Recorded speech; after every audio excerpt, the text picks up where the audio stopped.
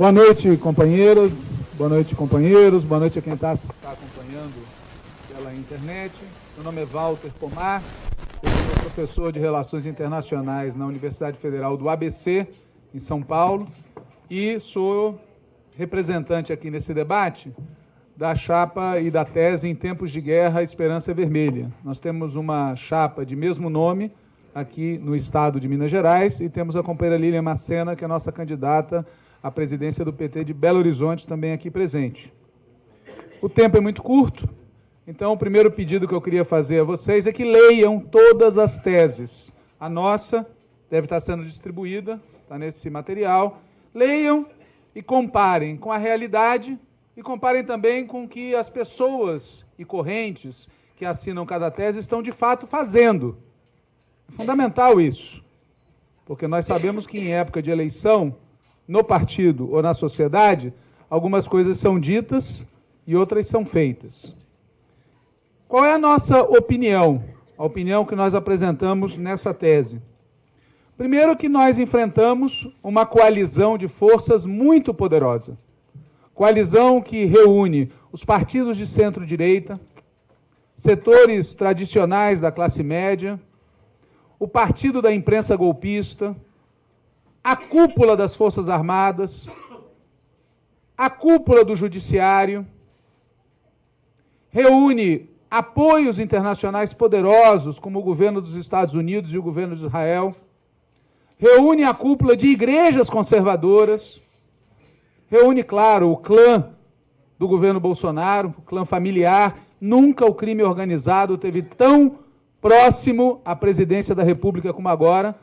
Mas mais importante do que tudo isso que eu citei é a amálgama fornecida pelo grande capital, pelo grande empresariado capitalista. Nós não temos o desafio só de derrotar ou o Bolsonaro e o Mourão, ou o Guedes, ou o Moro. Nós temos que derrotar essa coalizão poderosíssima. Qual é o programa deles?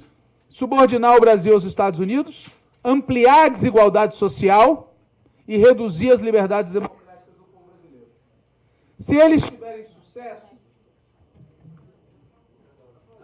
tiverem sucesso, para onde é que eles vão nos levar? De volta à década dos 20 do século XX. Uma época em que o Brasil era primário exportador, em que a nossa indústria estava reduzida a 10% do produto interno bruto, onde os militares interferiam na política o tempo todo, onde a questão social era um caso de polícia. É para lá que eles querem nos levar. Qual é o maior obstáculo a isso? Há vários, mas o maior obstáculo a isso que eles querem fazer conosco está aqui nessa sala, é o Partido dos Trabalhadores.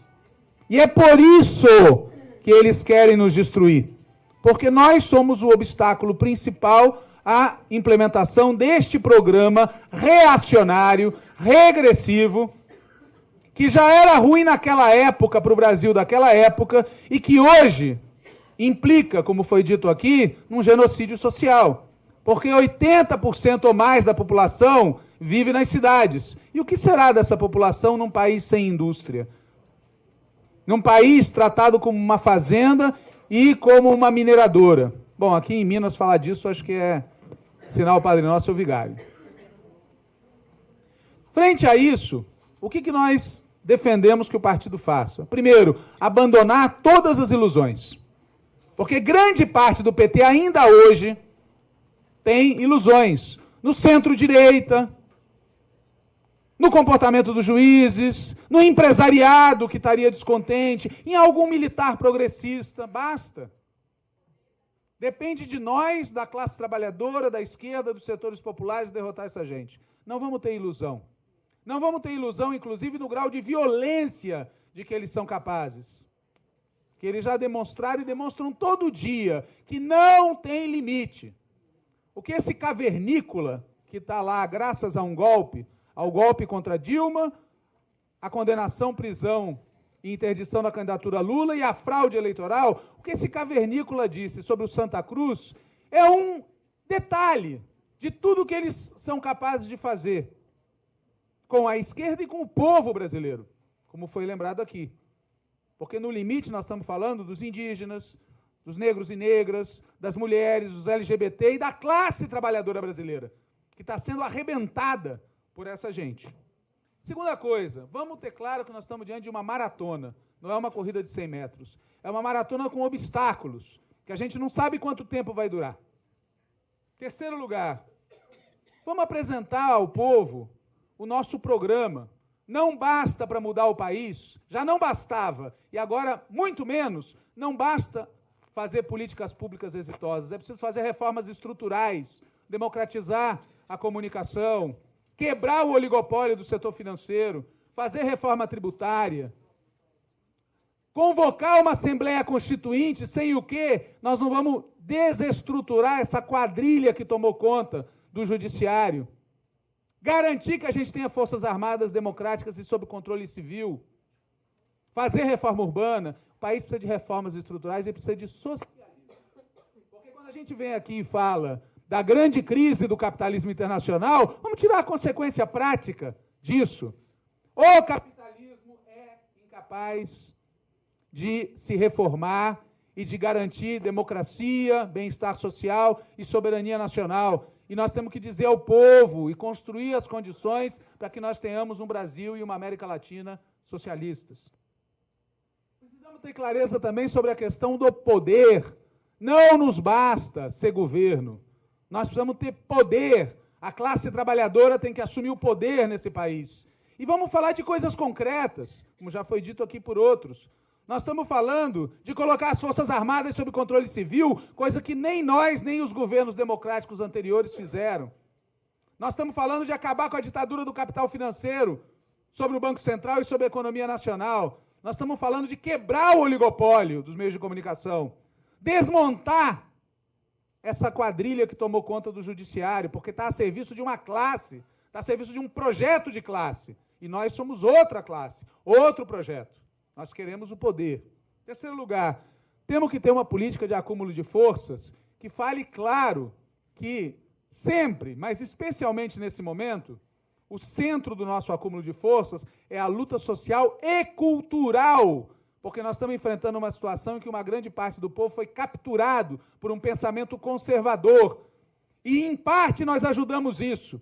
Porque grande parte do nosso partido, dos nossos governos, dos nossos mandatos, aceitam a hegemonia cultural da direita e dos setores capitalistas.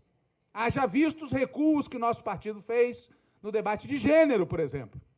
Várias vezes nos últimos anos, abrindo espaço. Haja visto as alianças sem luta com os setores conservadores de igrejas também conservadoras, que estiveram em campanhas eleitorais nossas e que nós alimentamos.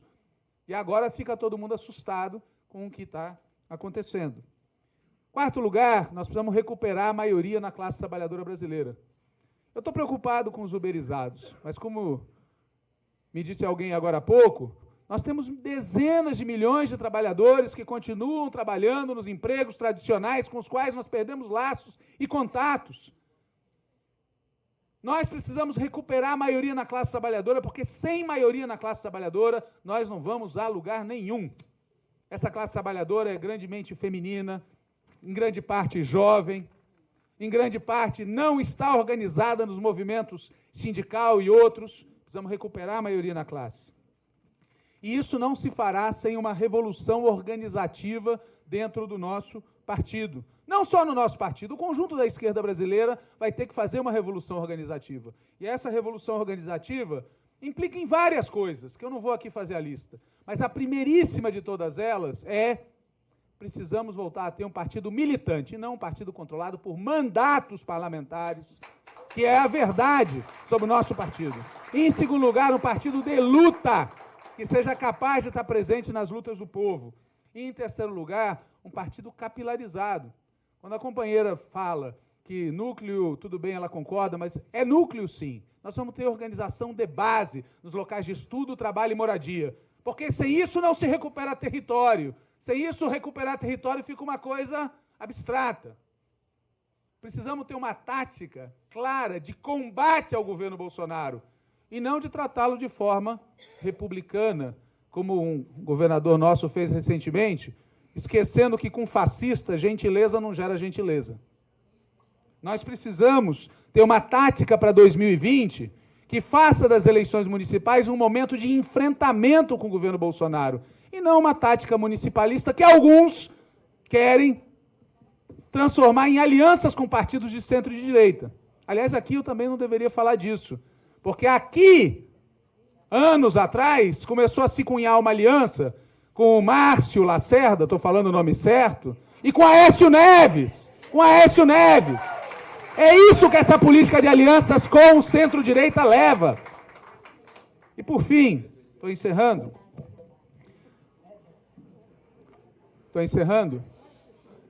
Eu vou respeitar o tempo e vou dizer aqui as pessoas vêm citar autores lindos que eu concordo e gosto muito. Eu queria citar alguém que não é meu líder dentro do partido. Eu quero deixar isso claro, eu não sou lulista. Mas o Lula está dando uma demonstração muito importante para esse partido. E numa entrevista recente ele disse 3 coisinhas simples, que é o que o nosso partido tem que colocar no centro da sua política. Lutar, lutar e lutar. Lula livre!